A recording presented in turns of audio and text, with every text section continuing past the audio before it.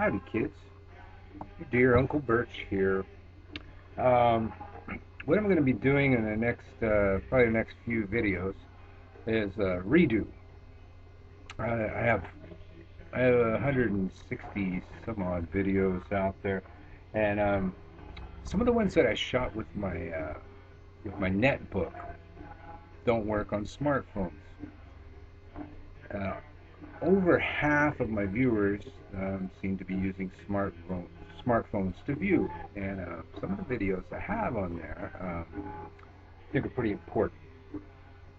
So I want to reshoot some of those videos so they will work on smartphones. I've tried to re-edit them. Just doesn't seem to be anything to work to make those original videos work on smartphones. So I'm going to reshoot them on the computer that I know does work on smartphones, so people can watch them, basically. In tonight's episode, how to remove a curse. I chose that as one of the more important videos that don't seem to play on smartphones because it comes up. Maybe it comes up a lot more in my work because it happens to be one of our specialties. We remove curses. We have a very simple rule here. If you seek our help, you walk in the door, you contact us some other way, seek our help, we will help you. And it may be later that your affliction may have been caused by somebody else that we know or is a customer, but where our original rule sticks. Comes to us for help, we help. And we've assembled a large amount of products to help you do that. I know everybody's not a expert magical practitioner out there. And first of all, some may be under the impression that curses aren't that common because we've got Wicca, we've got the rule of harming none. Don't be blind. Not everybody follows the rules, and not every system out there has those rules. We have lots of magical systems out there in the world in this day and age. Voodoo and hoodoo are really popular in this day and age, and they don't have any rules against that kind of stuff. Personal practitioners may have their own rules, but the system doesn't. They have no equivalent to the Wiccan Reed. And there are many, many magics out there in addition to those. And it's only Wicca that has the Wiccan Reed. And still, even Wiccans, when in a pinch, often will find themselves doing things that are against the rules. First of all, how do you know? How do you know you're under a curse? We tend to, we have a criteria that we use when a client comes in and thinks they're under a curse. And one of the first things we're trying to find out is, are they under a curse or are they crazy? Are they paranoid? Are they making it up in their head? Sometimes these things can be intertwined because even a not well done curse will disrupt your sleeping patterns. Disrupting your sleeping patterns causes sleep deprivation, and sleep deprivation causes insanity. So curses are not hard to throw, and even a minuscule curse can do at least that. Disrupt your sleep. Disrupt your sleep until you're crazy. Problem is, you might get too crazy to where you just go downhill and never seek help. And that's the big problem with curses. Curses fester, they grow, they sit there, they feed off negative energy, negativity. I'm sorry, I shouldn't say negative energy. They feed off of negativity, and they get worse and worse and worse. So one of the first things that we look for when somebody comes in is we say, well, how are you sleeping? And then we wait for their answer, of course, and we're looking for something. We're looking for when somebody says they're having trouble sleeping, and then we say, okay, well, is there a particular time of the night that you find yourself having trouble sleeping? And what we're looking for is around 3, 4 in the morning. Around those times, there's daylight savings time. There's the shifting of the seasons, so it can be a window anywhere from like 2 to 4 really, but most often around 3, 4 in the morning. And this is something witches have known for a long time, but in recent years, with the advance of parapsychology and ghost hunting, other people seem to recognize that too. The ghost hunters call it dead time. Dead time is when more spiritual activity tends to happen. Reason is because that time of night, the majority of the living creatures, except for the night crawlers, are asleep. The lowest level of activity tends to be happening about around 3, 4 in the morning. The planet's energies, the day energies are at their lowest, the night energies are at their highest. And this is the kind of thing, the time of night that we're looking for. You know, is your sleep disrupted around those hours? So that's our first red flag. You see that, then we'll ask, okay, well, what's when your sleep is disturbed? What do you feel like doing? What's your impulse upon waking? And what we're looking for there most often is a fight or flight response. You know, are you waking up in a rage, like you want to, attack something or hit something? You're agitated. Do you wake up in fear and you want to run? Is your impulse to jump out of bed and go turn on the light?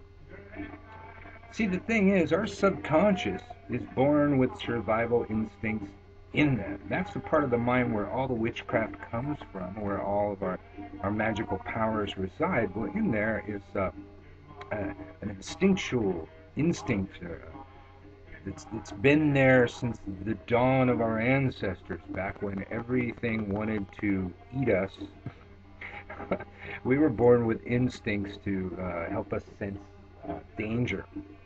Your subconscious recognizes that you are most vulnerable when you're asleep, and you're most vulnerable around 3 in the morning. And should it sense an attack, quite often it will wake us up. Unfortunately, that piece of our animal mind can't communicate to us in English or in our native language what the problem is. But they can communicate an impulse, an emotion, a knee-jerk reaction, and often we want to go turn on the light because we knew since we were kids that turn on the light makes the monsters go away. That is absolutely true. And the burst of electrical energy, light source, disrupts etheric patterns. This is why when we cast the circle, we don't turn on the lights, or we tend to turn off the lights, turn on the candle, bring up the circle. But we don't, once we have that circle cast, we don't flick the light on because it will disrupt those patterns. Those patterns can reassemble, but it disrupts them for a short time. So that's a good impulse. What we say as witches is that once we've done that, once we've had that impulse, we jump up, we want to turn on the light. Now's the time to start burning things and waving your arms around, as we like to say. Now's the time to do some magic. Now is not a time to go back to sleep. Say, shrug it off. Oh God, I got to get some sleep. I got to get back to work in the morning. Your animal mind's trying to save your ass, and it's best to listen. These things are way more common than you think. And not only witches do it, there's many strains of Catholicism that have the evil eye built into them. There's many people with a powerful mind that can focus negativity at a person and unleash that, even though we might not call that person a witch. A witch is just somebody that's been trained to use those powers. Some people automatically use those powers. Some people don't even know they're doing it. One way to free yourself of curses and hexes, this kind of thing, is not to have them happen in the first place. Be protected. Look at it. I'm armed to the teeth. I got my evil eye protection. I forget what this is called. Is it Fujat eye? I forgot the name of this eye. It's a Middle Eastern protection from the evil eye. These little eyes. It's also got red coral on it. Red coral protects from hexes. Silver is also good for protecting from hexes. The pentagram, of course, very powerful protective symbol in addition to all of its religious significance. And if you're going to be hanging around witches and magic workers, you might want to just have some of this stuff on, just in case. in case somebody has a bad day. There are good witches, there are bad witches, and there are good witches that had a bad day and might do something bad. Uh, could be drunk on drugs, who knows, just lose their shit one day, let something fly, and it's out there flying. Okay. Chimaruta, old Italian charm. One of its main functions is to protect from the evil eye. Uh, Having your armor on is, best way to stop curses from happening in the first place. Protective oils, protective incense. I believe Protection Magic Basics still works on a smartphone. I'll have to double check that one, but that's a good video to watch because you should, be protected. And recognizing what I've just said to you, you should be protected when you go to sleep. I don't go to sleep without putting up a circle. I put up all the wards, the watchtowers, the circle, and my personal guardians and servitors before I fall asleep because, I'm in the business. I deal with these kind of people all the time. There's people that like me, there's people that dislike me. Enough about me. But okay, so disrupted sleep pattern. An abnormally long bout of bad luck. That's something we look for too. Bad luck, good luck, prosperity, non-prosperity, love, out of love. These are cycles. These are natural cycles that happen on the planet. Cycles move with the earth, they move with the sun, they move with the moon. When we find something that isn't moving with the sun, moving with the moon, moving with the earth, we know it's an unnaturally imposed cycle. So you could have a bad month.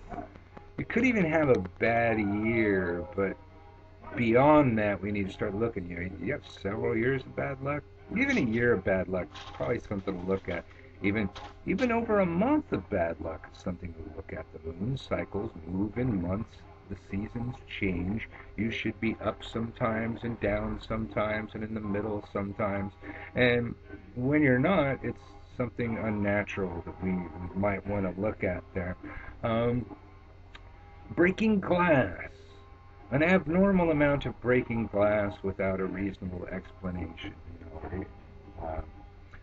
Things falling off your shelves and breaking, in the middle of the night, 3 in the morning, especially, that kind of thing. That was an older one that Mom used to talk about. Do your glass candles, constantly shatter, even though the flame's not up against the glass.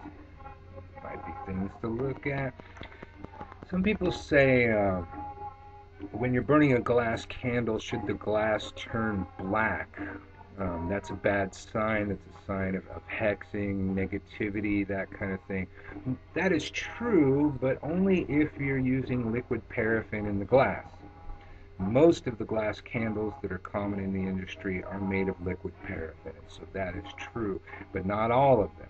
And some of them are made of cheaper wax, and they will turn the thing black. Or if you do like us, and you continually use the glass over and over again several times until it's just worn out, by dropping down double pillar candles into the glass, blessing new candles, putting them in the glass, reusing the glass, those will blacken it. Our double pillar candles that we most commonly use are made of paraffin, and they will turn the glass black. So don't freak out about that unless you know that your candles are liquid paraffin.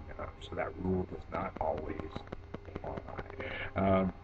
There's a few things to look at. Constant negative thoughts, thoughts of negativity, despair, depression, long bouts of depression for no reason. Are you depressed even though your life's, going okay? An abnormal amount of fights with loved ones. It just for no reason. You're just agitated. That's a common hex. You keep people fighting in their household and they never get any rest. And they screw up their lives. It's a devious evil practice, but plenty of people know how to do it. There are other signs out there, but those are some of the common ones. Can't include them all in a video. If you're around the Grove, you can always come talk with us. Everybody here is well trained. They know what they're doing, and all of them are students of mine, so I know they know their shit. Right back. Okay, so let's let's assume you've experienced some of those signs, or you have determined, that there's something there, something to do. And even if you're wrong, it's best to do something. Um, if you have it in your brain and in your mind that you have a curse, somebody telling you that you don't have a curse isn't going to fix it for you. Your subconscious needs to see you doing something.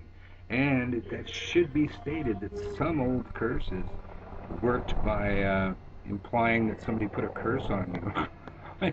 And there are some schools of magic that aren't even magic; they're psychology. You just act like you put a curse on somebody, or throw some powder at them, and they believe it so strongly they curse themselves.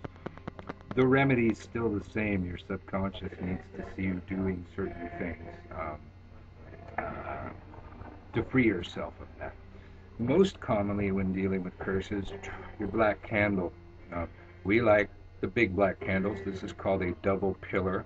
We make more double pillars than anything else. I have molds for pillars, but not as much call for pillars. I can make them if you want me to.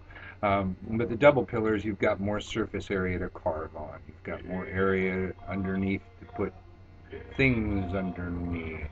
Um, so carving upon the candle would be the first thing. Carving maybe the name of the cursor, if you know who they are, the symptoms associated with the curse, carving it all out in great detail. Or if you watch my video, Sigil Magic Basics, which I think works on a smartphone, you can find out how to make your language into a symbol. And using that symbol is more powerful than words, because our subconscious recognizes symbols. It does not recognize words. Concept is held in the symbol. More by watching that video. So oil, or I'm sorry, candle, inscribed, oil, uncrossing oil, probably the most common. There's uncrossing, there's hex removing. Other people have different recipes. You can definitely get it from us, but there's other people. Sorry, I'm working right now, so I got to check. I can see through the curtain, but they can't see through the curtain. There are many products out there. Some good, some bad. Do your research. If you can't get our stuff, you can ask us if we think that somebody else's stuff is good. We'll tell you flat out. There's some stuff out there that's good. There's some stuff out there that's crap. If we think it's crap, we'll tell you it's crap.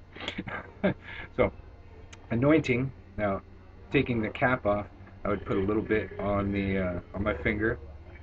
Then the old school method, starting in the middle of the candle, up over the top, down the other side. Then turning the candle again, starting in the middle, up over the top, down the other side. Starting from the middle, up over the top, down the other side, until the entire candle is covered in oil.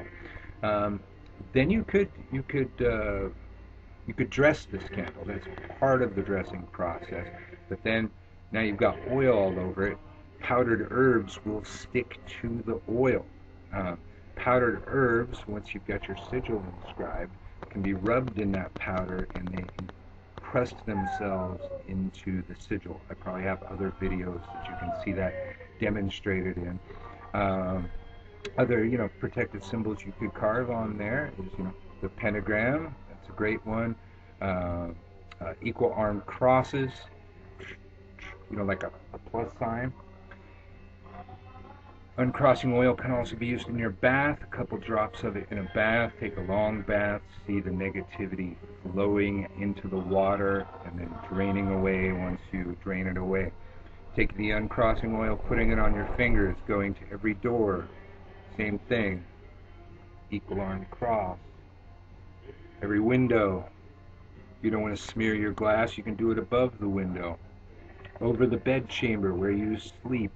Maybe get a little bit of this on your pillow. Where you sleep is, again, that's where you need your most protection. A lot of ways you can use the oil then.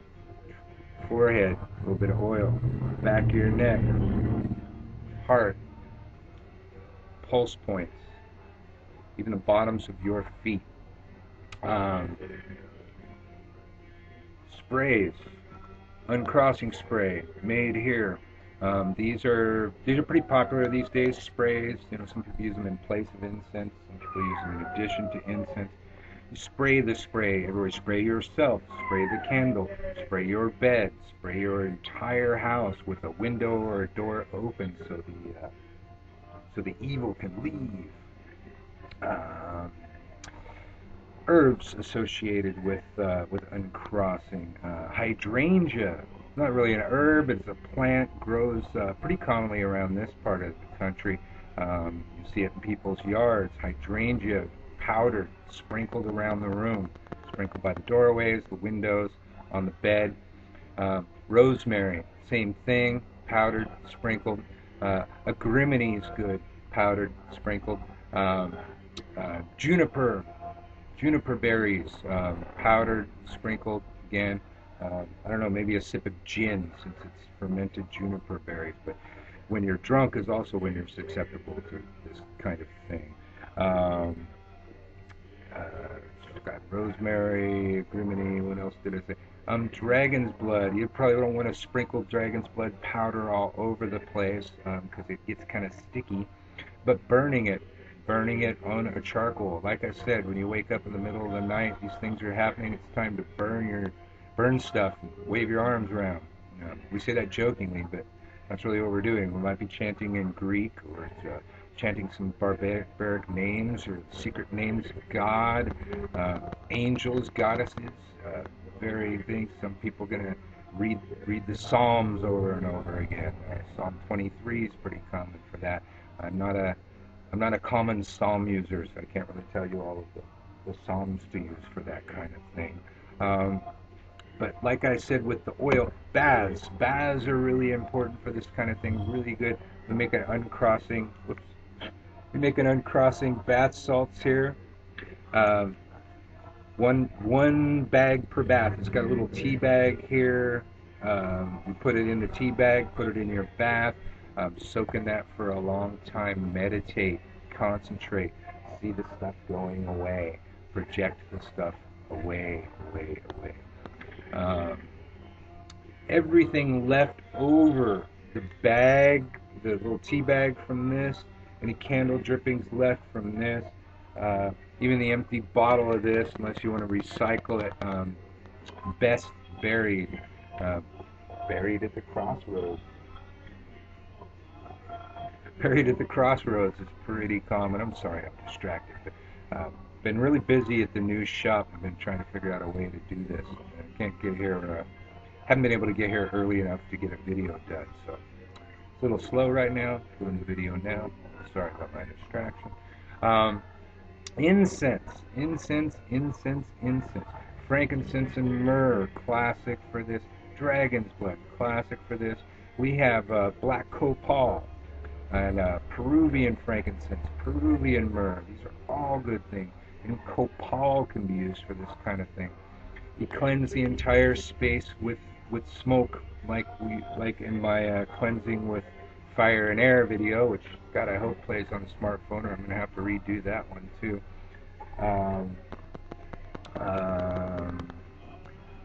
Cleansing yourself. You put the smoke on the ground, put the incense burner, the cauldron, whatever you have, and let it the smoke bathe you in it. Step back and forth in that cross function. This way, then back, then that way, then this way. Over the cauldron, see it cleansing you. These are some basics, and I've included some herbs that you might be able to find at home. If you can't get any of this kind of stuff, salt in the bath is good. That's why bath salts are also made of salt. They're containing, herbs and sacred oils, that kind of thing, and also salt, because salt does tend to work against spirits, negativity, evil. They don't tend to like it. It tends to be one of the prime components in holy water to this day. And also, one of the prime components in holy water to this day, for certain parts of the Roman Catholic Church, is they sprinkle it with rue, a sprig of rue. You get over into a different region of the world and they're going to sprinkle it with rosemary. That's a good idea, probably because they borrowed all their stuff from us, but sprinkling the water around the house, salt water around the house, salt water around the house, everywhere you go, maybe chanting, maybe reading the Psalms. Good idea. Some of those herbs I gave that I just read off to you, might be available. So, rosemary is a culinary herb. Check your kitchen. Maybe you have it. There is, of course, a lot more, but I wanted to give you, some things that you can use right away, and something you can do right away. Do not go back to sleep. Do not go gently into that good night. Burn stuff. Wave your arms around. And I think that's enough on that subject for now. Merry meet, merry part, merry meet again.